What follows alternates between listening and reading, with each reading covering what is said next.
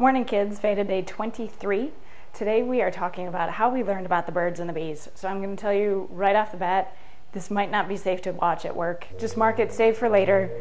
Come back, watch it when you're not sitting at your desk surrounded by lots of people who you don't want to hear these words because I'm sure they've never heard them before. When I was young, my mom bought us these books called Where Did I Come From and What's Happening to Me, and they were about sex and puberty respectively. And it was sort of like, here's these books that have this information, read them, let me know if you have any questions. It sounds a little bit hands-off-ish in how we were taught about sex, and it didn't feel that way. It really didn't feel like my mother was being dismissive. One thing that I'm really thankful for is that they didn't instill us with this sense of shame that goes along with sex that a lot of other people get instilled with. Or at least I don't remember being instilled with shame about sex. I read these books. The funny thing about them, I understood most of it and was cool with most of it, but in the Where Did I Come From one, when they're talking about sex, whenever they would have an illustration of a gentleman standing at attention,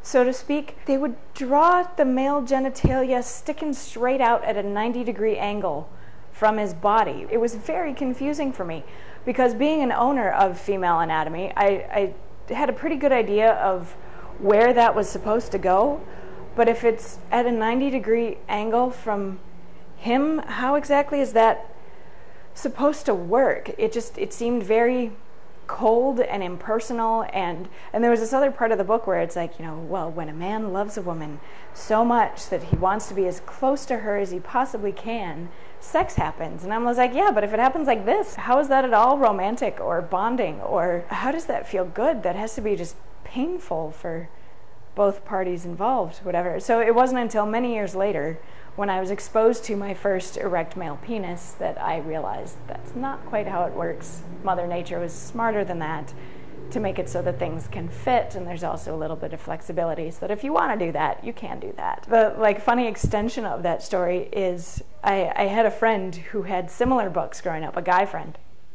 and we talked about this many, many years later. He also was very confused with the female anatomy described in these books. He thought that the point of insertion, so to speak, was about at her belly button.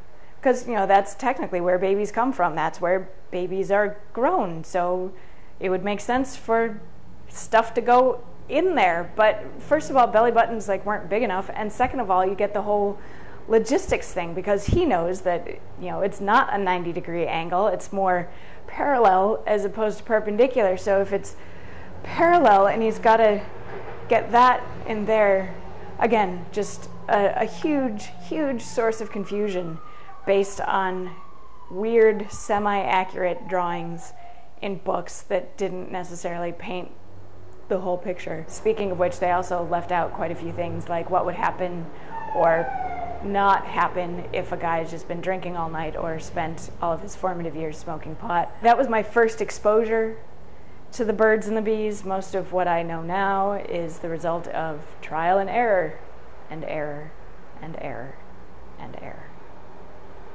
and error. I'll talk to you guys tomorrow.